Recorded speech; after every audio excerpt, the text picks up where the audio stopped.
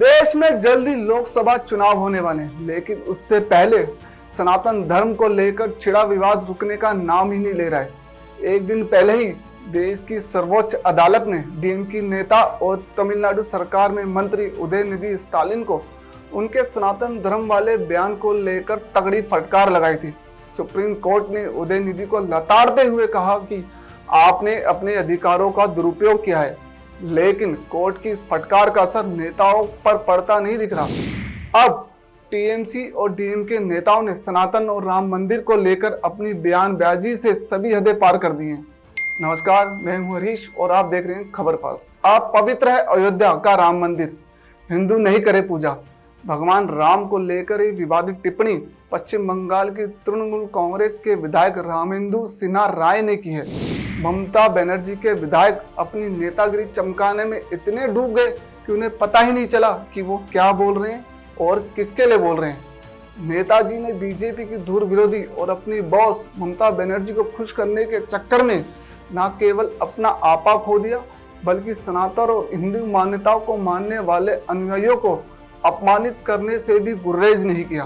हुगली जिले के तारकेश्वर से टीएमसी विधायक रामेंदु सिन्हा राय ने हिंदू धर्म को लेकर जो कुछ कहा, उसके बाद विवाद छिड़ गया है। टीएमसी विधायक ने कहा कि अब पवित्र है अयोध्या का राम मंदिर, हिंदू नहीं करे पूजा। यही नहीं, उन्होंने यह भी कहा कि किसी भी भारतीय हिंदू को ऐसे अपवित्र स्थल पर पूजा नहीं करनी चाहिए।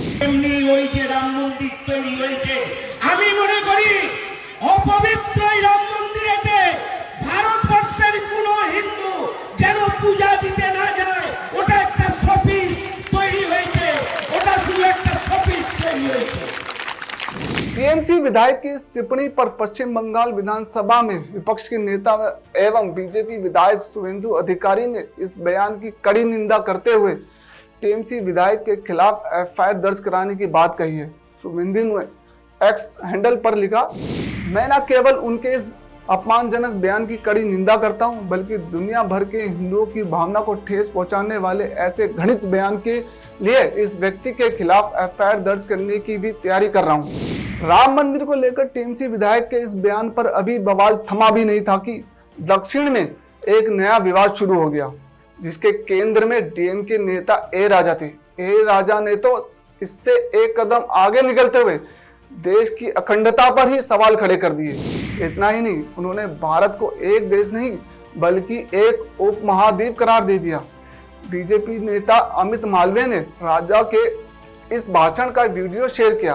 क्योंकि ए राजा ने यह पूरा बयान तमिल में दिया था, तो अमित मालवीय ने इसके कैप्शन में भाषण का अंग्रेजी अनुवाद भी किया है, जिसके मुताबिक ए राजा अपने भाषण में कह रहे हैं, भारत एक देश नहीं, भारत कभी भी एक देश नहीं हो सकता।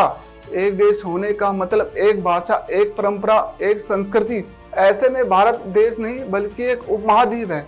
इसके आगे वे कहते हैं, तमिलनाडु एक देश नहीं, क्योंकि यहाँ एक भाषा मलयालम है। ओडिशा एक देश है, क्योंकि वहाँ एक भाषा है। यहाँ सभी देश मिलकर भारत बनाते हैं।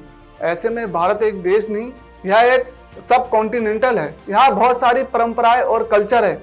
ए राजा अपने भाषण में आगे कहते हैं कि तमिलनाडु का कल्चर अलग है, केरल का अलग है और दिल्ली का अलग कल्चर है।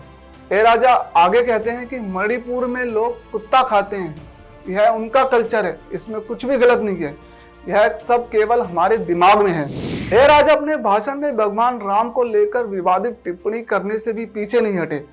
अमित मालवीय के मुताबिक ए राजा राम को स्वीकार न करने की बात कहते हैं। राम को लेकर वह कहते हैं कि अगर ये भगवान है तो हमें जय श्री राम और भारत माता कभी स्वीकार नहीं है। तमिलनाडु इसे कभी स्वीकार नहीं करेगा। ए राजा वहां मौजूद लोगों से कहते हैं, जाइए कहिए कि आप राम के दुश्मन हैं, मुझे रामायण और भगवान राम में कोई आस्था नहीं है। जय श्री राम नारे पर डीएमके नेता ए राजा की टिप्पणी के बाद भारतीय जनता पार्टी की तरफ से कड़ी प्रतिक्रिया सामने आई है। बीजेपी सांसद रविशंकर प्रसाद ने कहा कि ए राजा ने जो कुछ कहा वह जय श्री राम और भारत माता की जय को कभी स्वीकार नहीं करेंगे। उन्होंने सवाल करते हुए पूछा कि क्या सोनिया गांधी, राहुल गांधी, प्रियंका और मल्लिकार्जुन खड़गे ए राजा की बात से सहमत हैं? रविशंकर प्रसाद ने आगे सवाल उठाया कि क्या डीएमके को किसी अन्य धर्म के खिलाफ इस तरह की टिप्पणी करनी चाहिए? उन्होंने कहा कि हम सभी धर्मों का आदर करते हैं। इसके साथ ही उन्होंने इंडिया गठबंधन पर भी सवाल दागे।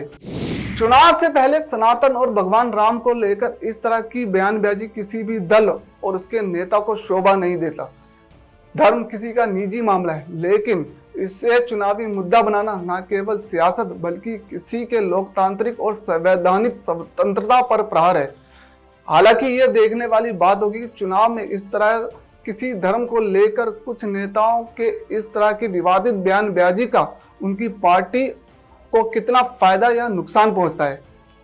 देश दुनिया की तमाम खबरों के लिए देखते रहिए खबर फास्ट। नमस्कार।